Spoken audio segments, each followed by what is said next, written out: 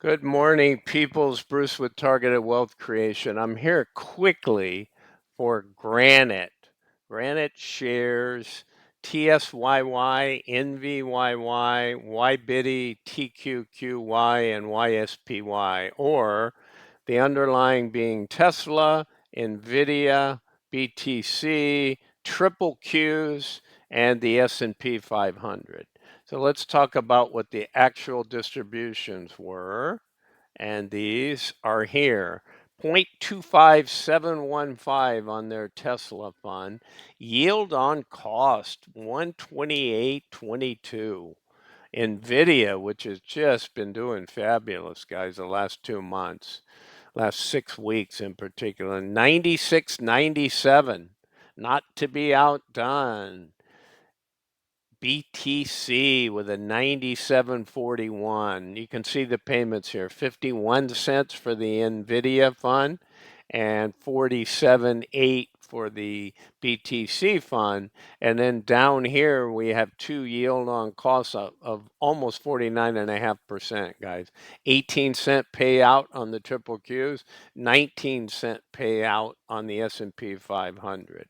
So speaking of funds and single stock, I'm sort of waiting on Granite when they're going to roll out more. Are they going to do a coin? Are they going to do an Amazon, an AMD, an Apple, a gold? I'd love to see another gold, precious metals, nuggy. Love it. Roll it out, guys. Waiting. Okay. So what I've experienced from Granite shares is they're using leverage, they're selling puts, little different for their income. They tend to pay very well in up markets, and their NAV hangs on in a big up market. In a flat to down market, they have a lot of NAV erosion and they still pay fairly well. So whether the NAV hits you or not partially has with the environment that they're operating in. So let's get into some more. So we talked about the distributions, right? What they paid and what the yield on cost is. Let's take a look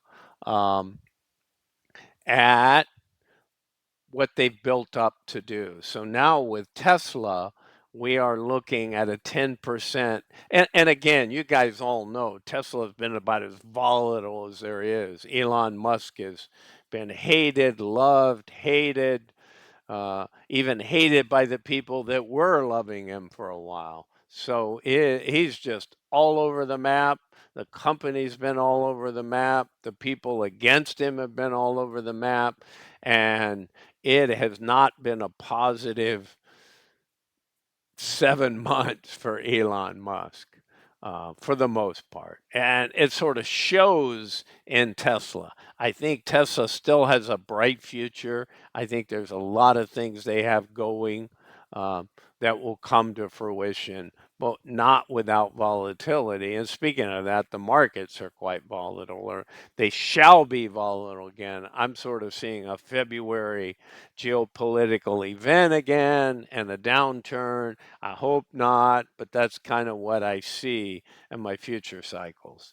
All right. So XBTY and NVYY both have very running markets, right? They're both moving. And you see that here. Otherwise, the weeklies, they were slightly down on three of the funds, and two of them were positive. That's a tip of just how well. Now, these are hard to, the fact that you can say NVIDIA has 135.04 total return. Well, it does. But when is that? 65 days. Okay. What was happening in the market 65 days ago? Well, here's a couple things I know. The market peaked the first time in the year, somewhere around February 18th. Okay. Give or take a week. So you had a high in February. Then you sold off. When did we bottom? As I recall, somewhere around April 20th, give or take 2 or 3 days. So you had a run up, and then you had a sort of, I wouldn't call it a crash, but you had a big move down. A lot of fear around that move. And then not only was the recovery strong, I remember when it was 50%, halfway back up, I said, well, 618 Fibonacci number, 0.618% of the return up of the 100% down you went. And a lot of times that's major resistance. After a day or two, we flew through it. And then we got up to 100%. I said, that's really a lot of resistance. We've gone on above that now. So it's clear that the markets, but honestly, once they got above that 61.8 and they got in the 75% range, there's another small Fibonacci 0.78, but it's not highly meaningful. And so this is an excellent move. The question is, how much more in the tank is it for the general equities markets? And I tend to think August may be the next time we see a pullback, and we may stay strong for most of July. Let's see, I hope so. And a lot of things have moved up. My metals and miners have moved up. Energy's moved up. The indexes has moved up. Just recently, the dollar's moved up. So this isn't a market led by one thing. It's a very liquid market and money's been flowing in. And like I said, if we have what could happen in August, then we'll probably see the smart money start to get out early. We also should have second quarter earnings coming out, right? We're at the 17th. So a lot of the major companies should be reporting and continue to report through the rest of this month and into August. I know I'll be looking for some of the big miners reporting coming up. All right, guys. So unfortunately, I have more data, but it's not in a situation where I can really give it to you because I don't have it updated.